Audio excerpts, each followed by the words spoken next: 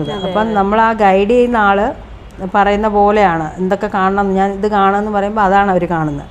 അപ്പോൾ ഞാൻ അഞ്ജനയോട് പറയാം, എക്സാമ്പിൾ അഞ്ജന 5 വയസ്സിൽ എവിടെയായിരുന്നു ഇന്ന ദിവസം എവിടെ ഏറ്റവും ഹാപ്പി ആയിട്ടുള്ളൊരു മൊമെൻറ്റ്. അപ്പോൾ അഞ്ജന 5 വയസ്സിൽ ചിലപ്പം കുട്ടികളുടെ കൂടെ കളിക്കുന്നതായിരിക്കും ഏറ്റവും ഹാപ്പി ആയിട്ടുള്ള മൊമെൻറ്റ്, അല്ലെങ്കിൽ അമ്മയുടെ കൂടെ നടന്ന അതിലേക്കാണ് പോകുന്നത്. അല്ലെങ്കിൽ ഈ ഒരു ട്രോമ വന്നതിൻ്റെ ഒരു കാരണം 5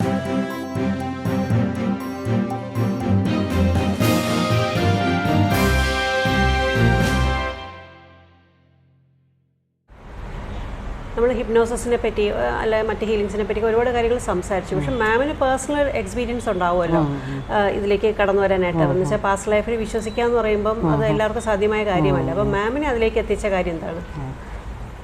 പാസ്റ്റ് ലൈഫ് റിഗ്രഷൻ എന്ന് പറയുന്ന ഒരു തെറാപ്പി സാധാരണ ആർക്കും അങ്ങോട്ട് വേണോ ചെയ്യണോ, കാരണം അത് വേറൊരു ഇതാണല്ലോ. ഇത് ഹിപ്നോതെറാപ്പിയിൽ ഈ അഡ്വാൻസ് ഹീലിംഗ് വരെ നമുക്കൊരു സയൻറ്റിഫിക് എന്ന് പറയും. മറ്റേത് ഒരിക്കലും അതൊരു സയൻറ്റിഫിക് ആണോ, അത് വേറെ ലെവലാണോ, അത് സ്പിരിച്വൽ ലെവലാണോ എന്നൊക്കെയുള്ളൊരു ഇത് വരും. അപ്പോൾ എൻ്റെ ഒരു പേഴ്സണൽ എന്ന് വെച്ചാൽ എന്തെങ്കിലും ഭയങ്കരമായ ഇമോഷണൽ പ്രോബ്ലം വരുമ്പോൾ എനിക്കൊരു സിവിയർ പെയിൻ വരുവാണ് ചെസ്റ്റിൻ്റെ താഴെ. അത് ഇടയ്ക്കിടയ്ക്ക് ഇങ്ങനെ വരും. ഒരു 6 മന്ത്സിലൊരിക്കലോ 1 ഇയർ ഒരിക്കലോ ചിലപ്പം ഭയങ്കരമായ വല്ല പ്രശ്നങ്ങൾ വരുമ്പം അന്നേരം ഞാൻ ഐഡൻറ്റിഫൈ ചെയ്തത് പിന്നെ ഇങ്ങനെ പ്രശ്നം വരുമ്പോഴാണെന്നുള്ളൊരു ഐഡൻറ്റിഫൈ ചെയ്ത് അറിഞ്ഞു. അപ്പോൾ ഞാൻ ഈ ഹിപ്നോതെറാപ്പി പഠിച്ചതിന് ശേഷം എൻ്റെ മാസ്റ്ററെ കൊണ്ട് തന്നെ ഞാൻ ഇതിൻ്റെ ഒരു കാരണം കണ്ടുപിടിക്കാൻ വേണ്ടി എന്നാൽ പാസ്റ്റ് ലൈഫ് ഒന്ന് ചെയ്ത് നോക്കാമെന്നുള്ള രീതി ചെയ്തപ്പോൾ പാസ്റ്റ് ലൈഫിൽ ഇതേപോലത്തെ നമ്മളാരെങ്കിലും ഒരു ബാക്ക് സ്റ്റാബിങ് ചെയ്യുന്നതോ അങ്ങനത്തെ നമുക്ക് വളരെ ബുദ്ധിമുട്ടുണ്ടാക്കുന്ന അനുഭവങ്ങളുണ്ടായ 2-3 ലൈഫിലേക്ക് പോയി. അന്നേരം സംഭവിച്ച ഒരു ഹിറ്റ്, വീണ് ഇങ്ങനെ തള്ളിയിടുക, പുറകിൽ നിന്ന് തള്ളിയിട്ടപ്പം പോയി ജസ്റ്റ് ഇങ്ങനെ ഒരു കല്ലിലിടിച്ചു. അതാണ് ഞാനത് കാണുന്നത്. കല്ലിലിടിച്ചതിൻ്റെ ആ ഒരു പെയിനാണ് ഇവിടെ ആ ഒരു പെയിൻ, സിവിയർ പെയിൻ. അന്നേരം എനിക്ക് ആ സിവിയർ പെയിൻ ഫീൽ ചെയ്തു. നമ്മൾ ഈ പാസ്റ്റ് ലൈഫ് ചെയ്യുന്ന എല്ലാവർക്കും അവരുടെ ആ ഒരു എമോഷൻ അന്നേരം സംഭവിച്ച ഒരു കാര്യം അവർക്ക് നമ്മൾ ചെയ്യുന്ന സമയത്ത് അവർക്ക് ഫീൽ ചെയ്യും. അത് സെയിം കാര്യം അവർക്ക് ഫീൽ ചെയ്യും. ഇവർക്ക് ഈ ഒരു പ്രശ്നം റിപ്പീറ്റായിട്ട് വരുമ്പോൾ അവർക്ക് എന്ത് ഇമോഷനാണുള്ളത് ആ ഇമോഷൻ അവർക്ക് അവിടെയും കിട്ടും. ആ ഇമോഷൻ വെച്ചിട്ട് നമുക്ക് പാസ്റ്റ് ലൈഫിലേക്ക് ഞാൻ കാണുന്നുണ്ട്. അപ്പോൾ വീഴുന്നത് ഞാൻ കണ്ടു. അപ്പോൾ വീണ് കഴിഞ്ഞിട്ട് ആ ഒരു ഹിറ്റ്, ഈ ഒരു കാര്യം ഇത് ചെയ്ത് ഈ ലൈഫിനെ മുഴുവൻ ക്ലിയർ ആക്കി കൊണ്ടുവന്നിട്ട് പിന്നീട് എനിക്ക് ഒരിക്കലും ഇന്ന് വരെ, ഇപ്പോൾ ഒരു 3 വർഷമായി, ഇന്ന് വരെ എനിക്ക് ആ പെയിൻ ഉണ്ടായിട്ടേ ഇല്ല. കാരണങ്ങളുണ്ടായിട്ടുണ്ട്, പക്ഷേ പെയിൻ ഉണ്ടായിട്ടില്ല. അതേപോലത്തെ എനിക്ക് ആ കാര്യത്തെ നമ്മൾ അപ്രോച്ച് ചെയ്യുന്ന രീതിയും അങ്ങനെയല്ല. പിന്നെ നമ്മൾ തന്നെ ചെയ്തിട്ടുള്ള കുറേ നമ്മൾ ഈ വർക്ക്ഷോപ്പിലൊക്കെ ചെയ്യുന്ന കുറേ ആൾക്കാരുടെ ഇതും വരെ എക്സ്പീരിയൻസസും വേണമെങ്കിൽ പറയാൻ പറ്റും. എന്നുവെച്ചാൽ നമ്മുടെ ഒരു ഫ്രണ്ട്, നമ്മുടെ കൂടെയുള്ള പുള്ളിക്കാരിക്ക് ചെയ്തപ്പം പാസ്റ്റ് ലൈഫ് ചെയ്തപ്പോൾ ഇതേപോലത്തെ ഇമോഷണൽ കാര്യത്തിലുള്ളൊരു ഇതാണ് പാസ്റ്റ് ലൈഫ് ചെയ്തത്.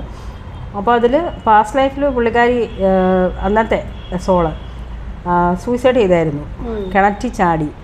അപ്പോൾ തിരിച്ച് വന്നു കഴിഞ്ഞിട്ട് നോക്കുമ്പം പറയാം, എനിക്ക് വെള്ളത്തിൽ അങ്ങനെ പേടിയൊന്നും ഇല്ല എന്നൊക്കെ പറഞ്ഞു. കുറേ കഴിഞ്ഞപ്പം ആലോചിച്ചിട്ട് കിണർ നോക്കുമ്പോൾ എനിക്ക് പേടിയാണ്. കിണർ നോക്കുമ്പോൾ ഈ കിണറിലേക്ക് വീഴുമോ, കിണർ ഭയങ്കര പേടിയാണ്. അങ്ങനത്തെ എക്സ്പീരിയൻസ് അത് നമുക്ക് പറയാം. അത് മാറ്റി കഴിയുമ്പോൾ അത് മാറുകയും ചെയ്യും. അതേപോലെ ചില ആൾക്കാർക്ക് വെള്ളം കാണുമ്പോൾ പേടി, ഒരു കാര്യവും കാണത്തില്ല. വെള്ളം വീട്ടിലെല്ലാവരും നീന്തുന്നവരായിരിക്കും, മുമ്പിൽ ചിലപ്പോൾ ആറും കാണും, കുളവും കാണും. അങ്ങനെയുള്ളവർക്ക് വെള്ളത്തിൽ പേടി, മുങ്ങി മരിക്കുമോ എന്ന് പേടി. അതൊക്കെ ഈ പാസ്റ്റ് ലൈഫുമായിട്ട് കണക്റ്റഡ് ആണ്.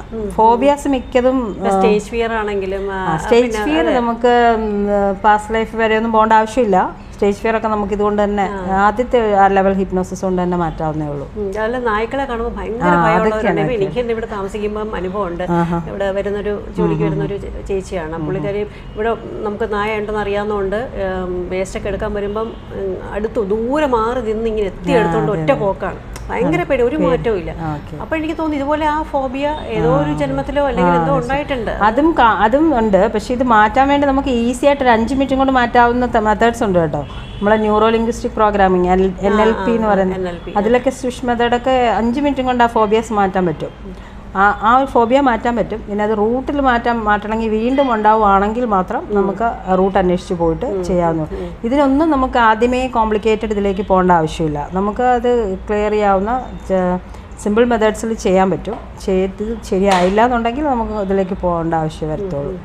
അല്ല, മാം എന്നോട് നേരത്തെ സംസാരിച്ചപ്പോൾ പറഞ്ഞിരുന്നു എനിക്കിങ്ങനെ ആത്മാക്കളെയൊക്കെ കാണാനുള്ള ശേഷിയുണ്ട്, അല്ലെ കഴിവുണ്ട് എന്ന് പറഞ്ഞു. അപ്പോൾ അങ്ങനെയുള്ള അനുഭവങ്ങൾ ഏതൊക്കെയാണ് ഉണ്ടായിട്ടുള്ളത്?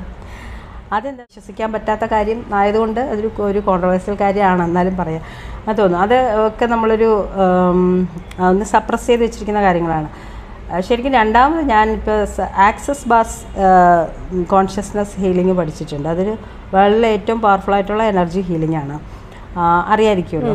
അപ്പോൾ അത് പഠിക്കുമ്പോൾ എന്ന് വെച്ചാൽ നമ്മുടെ ഈ ബ്ലോക്ക്സ് മാറും. നമ്മളും പ്രപഞ്ചവുമായിട്ടുള്ള ആ ഒരു ബ്ലോക്ക്, എന്ത് ബ്ലോക്കാണോ അതൊക്കെ ഇങ്ങനെ മാറുക എന്നുള്ളതാണ്.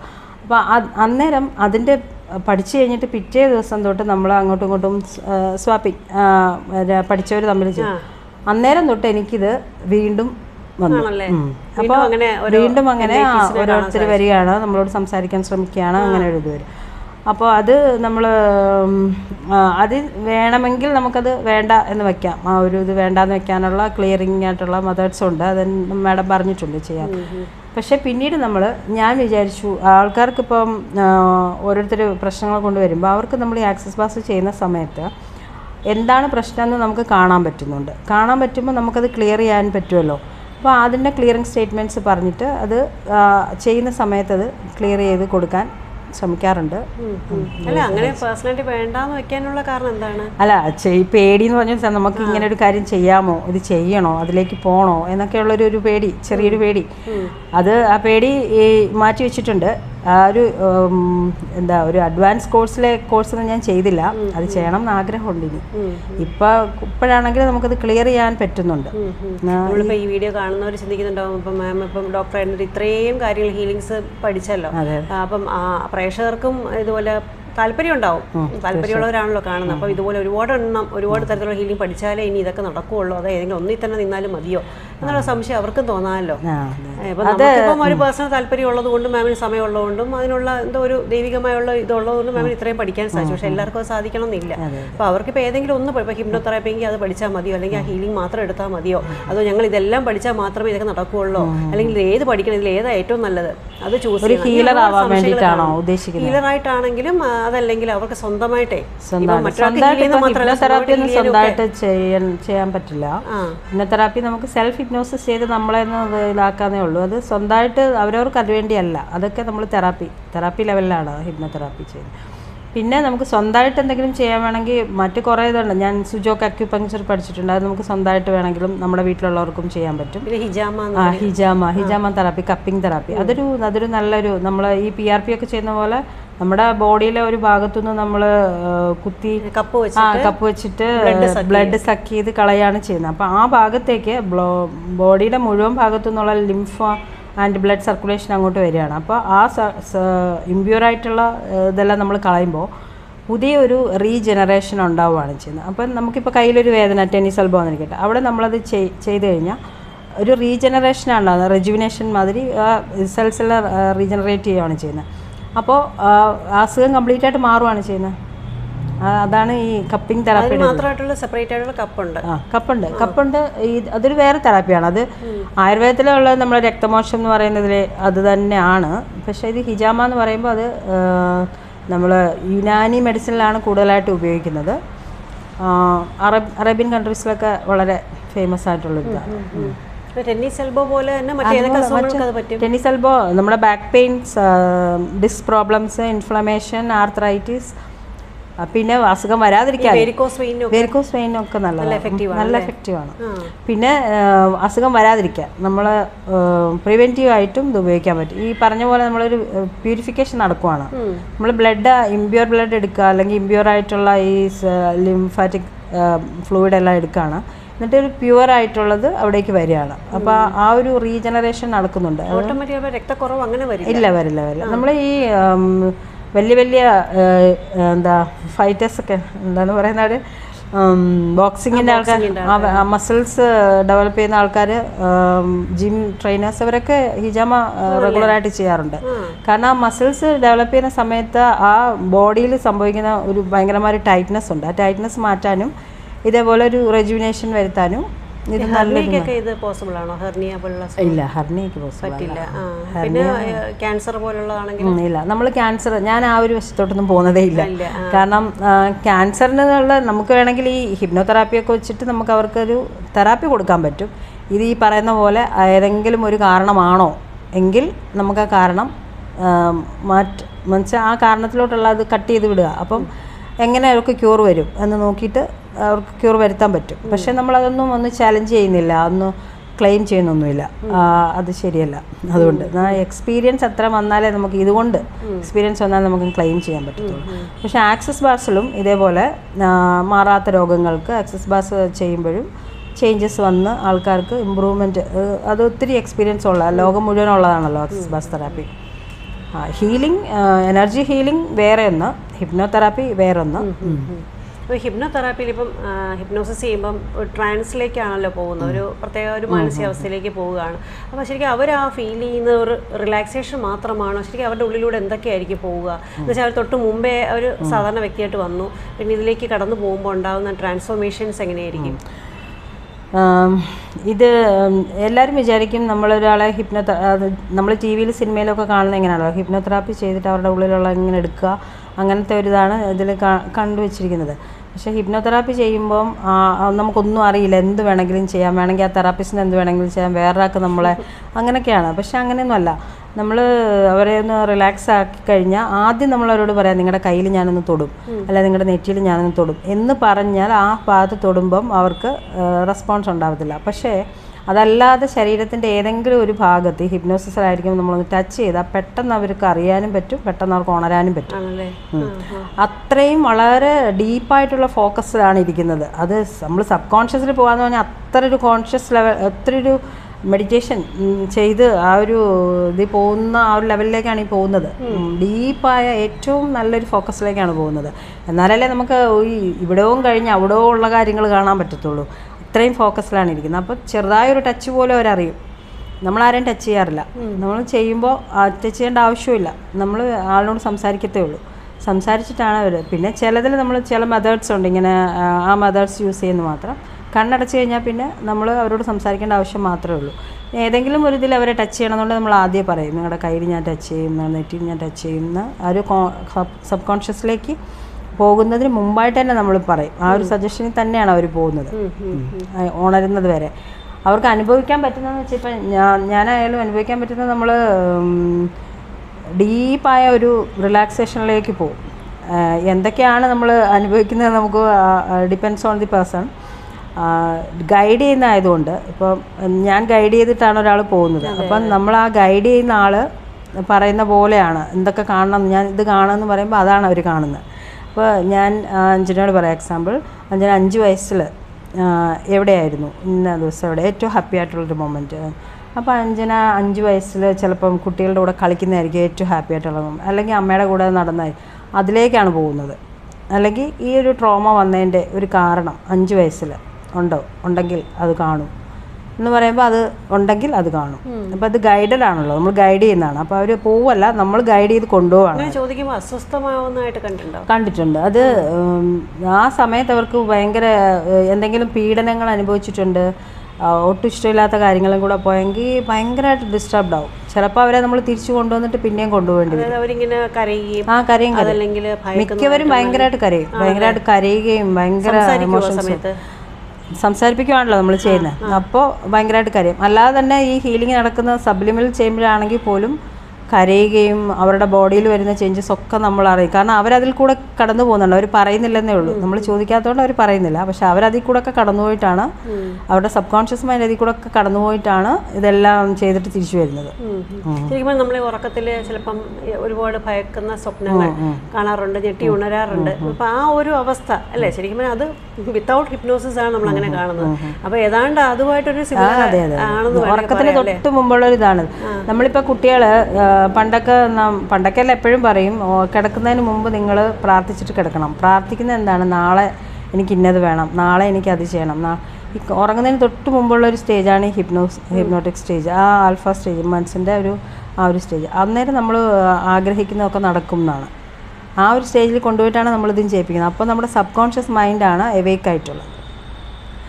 അതുപോലെ രാവിലെ, അതുകൊണ്ട് രാത്രി കിടക്കുമ്പോൾ മൊബൈൽ യൂസ് ചെയ്തുകൊണ്ട് കിടക്കരുത് എന്നൊക്കെ എല്ലാവരും ഇപ്പോൾ പറയുന്നതാ. നമ്മൾ കാണുന്ന ചിലപ്പോൾ ഹൊററായിട്ടുള്ള സിനിമ കണ്ടുകൊണ്ട് കിടന്നുറങ്ങുക, അതൊന്നും വേണ്ട. അത് മാറ്റി വെച്ചിട്ട് നിങ്ങളൊന്ന് പ്രാർത്ഥിക്കുക, അല്ലെങ്കിൽ നിങ്ങൾക്ക് നല്ല കാര്യങ്ങൾ, അല്ലെങ്കിൽ നല്ല എന്തെങ്കിലും ഒരു മ്യൂസിക്, ലൈറ്റായിട്ടുള്ള മ്യൂസിക് കേൾക്കുക, ബുക്ക് വായിക്കുക. നല്ല ബുക്ക് വായിക്കുമ്പോൾ ബുക്ക് ഇമാജിനേഷൻ വേൾഡിൽ പോയിട്ടായിരിക്കും നമ്മൾ.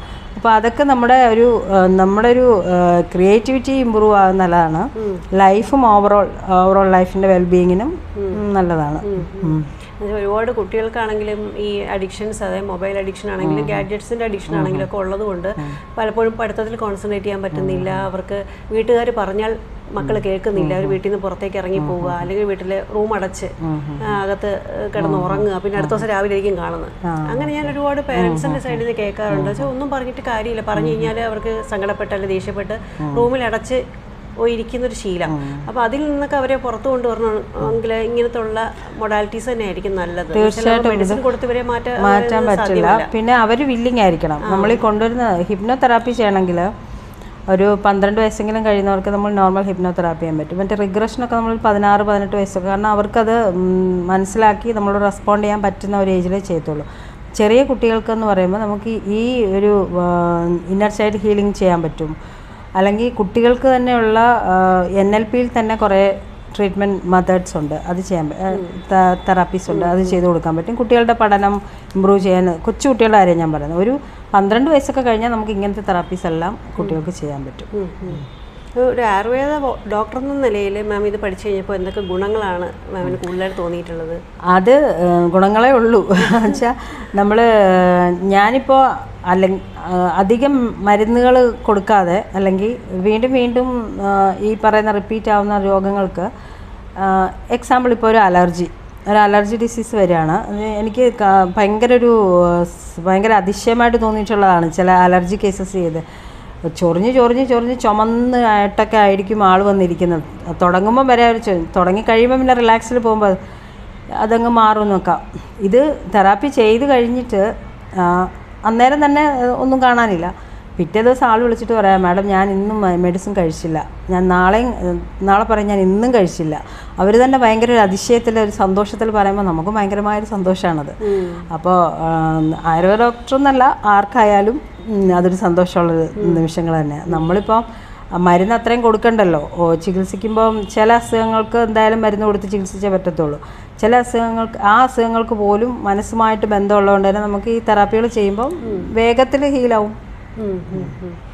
ഹിപ്നോതെറാപ്പി ചെയ്തതിൽ വെച്ചിട്ട് ഇപ്പം കുറേ നാളായിട്ട് ചെയ്യുന്നുണ്ടല്ലോ, അപ്പം ചെയ്തതിൽ വെച്ചിട്ട് ഏറ്റവും ഓർമ്മയിൽ നിൽക്കുന്ന സംഭവം എന്ന് പറയുന്നത് അങ്ങനെ എന്തെങ്കിലും ഉണ്ടാവും? പറയാം.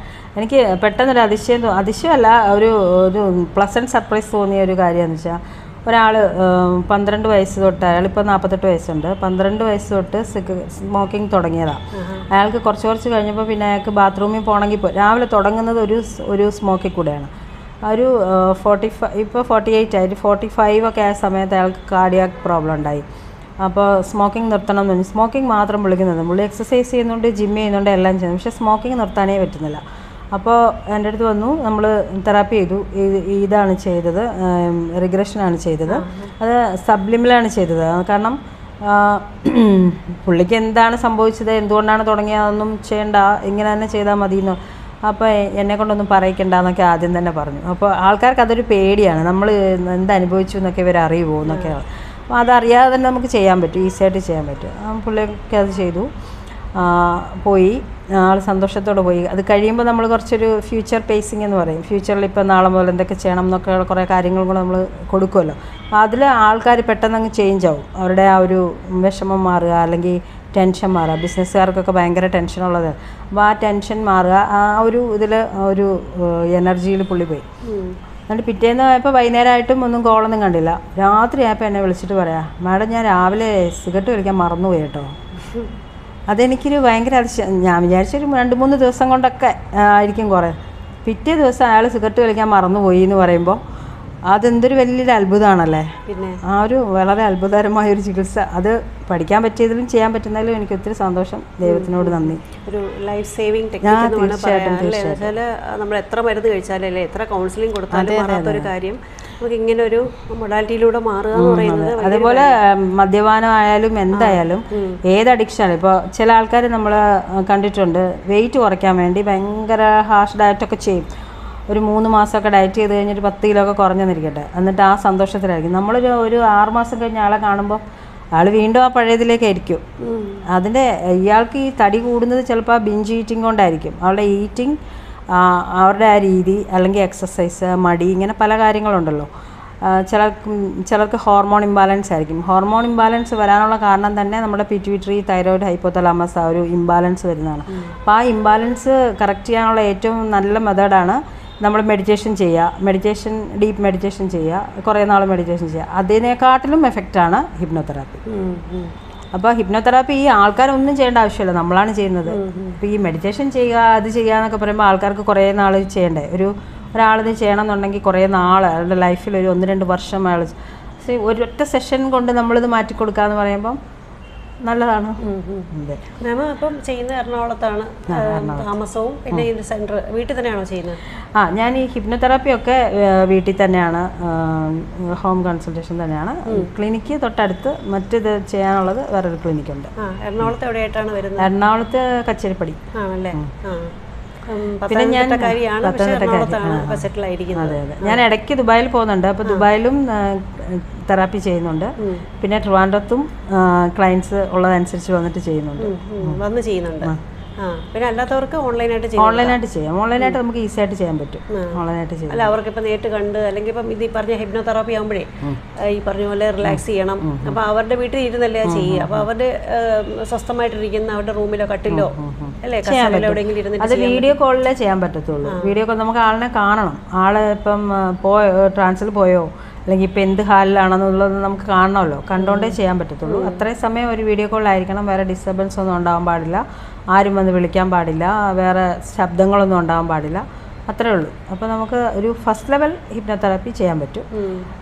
പിന്നെ ഒരു ലെവൽ വരെ നമുക്ക് ആ റിഗ്രഷനും ചെയ്യാൻ പറ്റും. പക്ഷേ കുറച്ച് വെച്ചാൽ പ്രോബ്ലംസ് കൂടുതലുള്ള ആൾക്കാരാകുമ്പോൾ അവർ കടന്നു പോകുന്നത് ഏത് വഴി കൂടെ ആണെന്ന് നമുക്ക് പറയാൻ പറ്റും. അതെ, ഒരു അരമണിക്കൂറെങ്കിലും നമ്മൾ എടുക്കാറുണ്ട്. കൂടുതൽ അവർ പറഞ്ഞില്ലെങ്കിലും കുഴപ്പമില്ല. എന്താണ് പ്രശ്നം എന്ന് അറിഞ്ഞാൽ മാത്രം മതി. പിന്നെ അവരുടെ ഒരു ക്യാരക്ടർ എന്താണ്, അവർക്ക് എന്തൊക്കെയാണ് ഇഷ്ടങ്ങൾ, അവർ പോകുന്നത് അതൊക്കെ ഒന്ന് ചേഞ്ച് ചെയ്ത് കൊടുക്കാൻ വേണ്ടിയിട്ട് അത് മാത്രം നമുക്ക് അറിഞ്ഞാൽ മതി. ഹിസ്റ്ററി അധികം അറിയണമെന്നില്ല.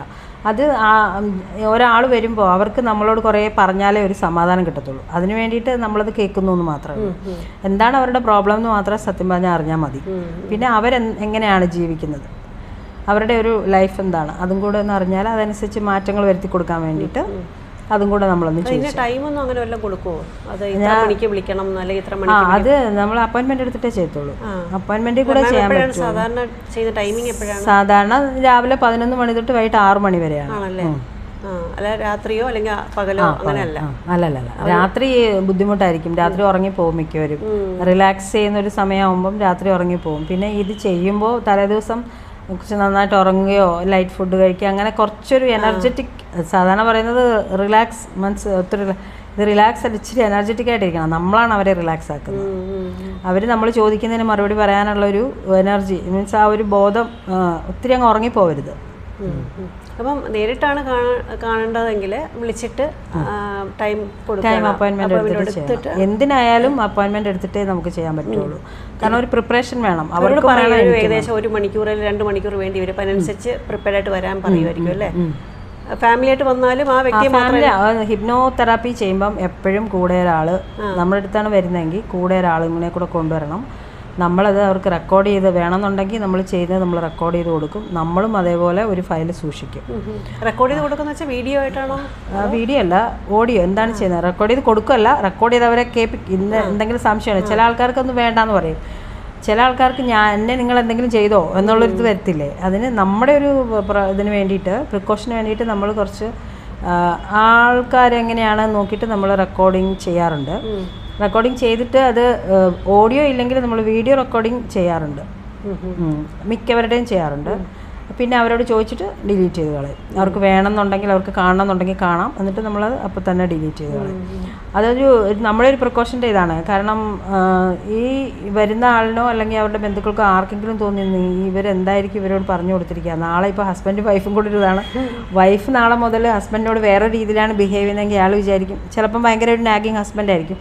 ഈ പുള്ളിക്കാരി ചിലപ്പം പിറ്റേ ദിവസം പോലെ ഒന്നും മിണ്ടാതിരിക്കുക, അവർ പറയുന്നത് റെസ്പോണ്ട് ചെയ്യാതിരിക്കുക എന്നൊക്കെ പറയുമ്പോൾ അയാൾ വിചാരിക്കും ഡോക്ടർ എന്തോ പറഞ്ഞു കൊടുത്തിട്ടുണ്ട്, നമ്മുടെ ലൈഫിൽ എന്തോ പ്രശ്നം ഉണ്ടാക്കിയിട്ടുണ്ട് എന്നുള്ളൊരു ചിന്ത വരും. അങ്ങനെ എന്തെങ്കിലും വരാൻ ആണെങ്കിൽ പിന്നെ അല്ലാതെ തന്നെ ചിലപ്പോൾ ലേഡീസിന് വരുമ്പം വലിയ പ്രശ്നമില്ല. ലേഡി ആണെങ്കിൽ കുഴപ്പമില്ല. ജെൻസാണ് ചെയ്യുന്നതെങ്കിൽ തീർച്ചയായിട്ടും അവർ കംഫർട്ടബിൾ ആയിരിക്കത്തില്ല. മിക്കപ്പോഴും നമ്മൾ കൂടെ ഒരാളിനെ കൊണ്ടുവരാൻ പറയും, അതാണ് ഏറ്റവും കംഫർട്ടബിൾ ആയിട്ടുള്ള കാര്യം. പിന്നെ നമ്മുടെ കൂടെ ഒരു അസിസ്റ്റൻ്റ് ഉണ്ട്. കൂടെ വരുന്ന ആൾക്ക് വേണമെങ്കിൽ കൂടെ ഇല്ല, കൂടെ വരുന്ന ആൾക്ക് കാണാം, നമ്മൾ ചെയ്യുന്ന കാണാമെന്നേ ഉള്ളൂ. അവർ പുറത്ത് നിൽക്കുകയാണല്ലേ, അല്ലാതെ കൂടെ നിർത്തത്തില്ല. കാരണം ഇവരെന്തെങ്കിലും പറയുന്നത് അവർ ചിലപ്പം ഇവർ രണ്ടുപേരും രണ്ട് വ്യക്തികളല്ലേ, ഒരാൾ പറയുന്നത് വേറെ ആൾ കേൾക്കേണ്ട ആവശ്യമില്ലല്ലോ, നമ്മൾ അവർക്ക് എന്താണ് ചെയ്യുന്നതെന്നും വേറെ ആൾ അറിയേണ്ട ആവശ്യമില്ല. അപ്പോൾ അവർ കാണുവാണ് ഞാനിപ്പോൾ എന്തെങ്കിലും അവരെ ചെയ്യുന്നുണ്ടോ, അല്ല മീൻസ് റോങ് ആയിട്ട് എന്തെങ്കിലും. ഞാൻ ഉദ്ദേശിച്ചത് ഒരു മെയിൽ തെറാപ്പിസ്റ്റാണ് ചെയ്യുന്നതെങ്കിൽ, ഒരു ഫീമെയിലാണ് അവിടെ ഇരിക്കുന്നതെങ്കിൽ മറ്റൊരാൾക്ക് അങ്ങനെ ഒരു വിഷമം വേണ്ട. അതേപോലെ തിരിച്ചു ഇപ്പോൾ നമ്മൾ കൺസൾട്ടേഷൻ ആയാലും അങ്ങനെ തന്നെയാണല്ലോ, ഒരു നേഴ്സ് നമ്മുടെ കൂടെ എപ്പോഴും ഉണ്ടാവും, അസിസ്റ്റൻറ്റ് ആണല്ലേ. ഈ ട്രാൻസിൽ പോയി തിരിച്ച് നോർമലൈസ് ചെയ്ത് വന്നു കഴിയുമ്പോൾ ഇവർക്ക് ഈ പറഞ്ഞ കാര്യങ്ങളോ എന്തെങ്കിലുമൊക്കെ അവർക്ക് ഓർമ്മ ഉണ്ടാവുമോ? ഓർക്കാം, വേണമെങ്കിൽ ഓർക്കാം, അല്ലെങ്കിൽ ഓർക്കാതിരിക്കാം. നമ്മൾ ഒത്തിരി വളരെ ബുദ്ധിമുട്ടുള്ള കാര്യങ്ങളിൽ കൂടെയാണ് അവർ കടന്നു പോയിട്ടുള്ളതെങ്കിൽ, ഇപ്പം നമ്മൾ ചൈൽഡ്ഹുഡ് അബ്യൂസൊക്കെ ഒത്തിരി ഉള്ളൊരു ഇതാണല്ലോ, നമ്മൾ കാണുന്നു അറിയാതെ, നമ്മൾ പോലും അറിയാതെ, ഈ പറയുന്ന ആളിന് പോലും ചിലപ്പോൾ അറിയുന്നുണ്ടാവില്ല അവരെന്തിൽ കൂടെയാണ് കടന്നു വന്നത്.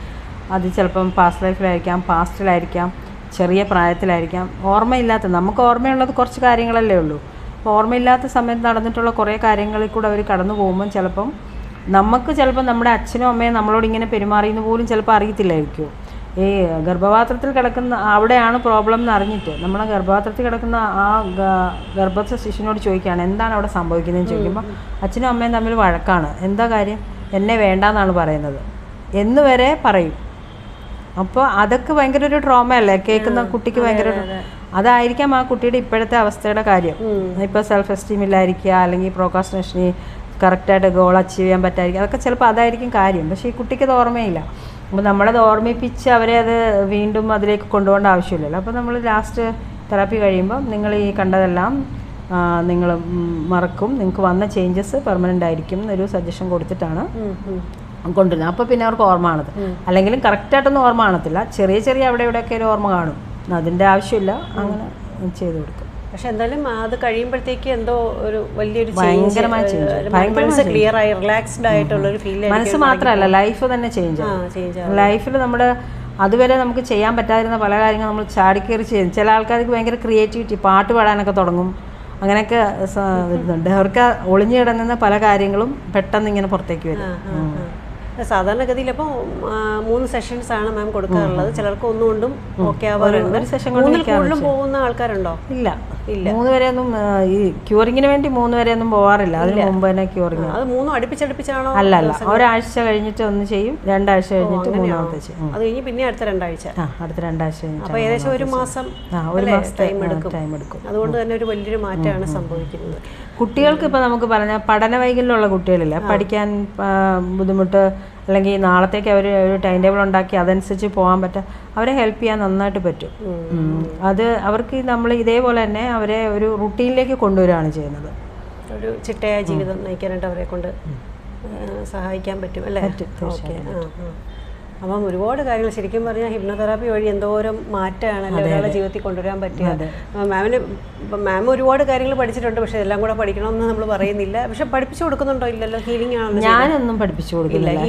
ഞാൻ പഠിപ്പിക്കുന്നത് മെഡിറ്റേഷൻ ക്ലാസ്സസ് മാത്രം ഓൺലൈൻ ചെയ്യുന്നുണ്ട്.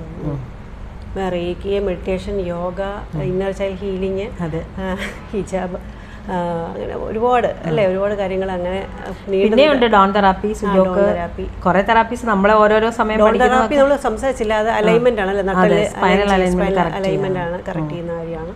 അങ്ങനെ നീണ്ട നിരയായിട്ട് കുറേ കാര്യങ്ങൾ അങ്ങനെ പോകുന്നു. ഒരുപാട് കാര്യങ്ങൾ സംസാരിച്ചു.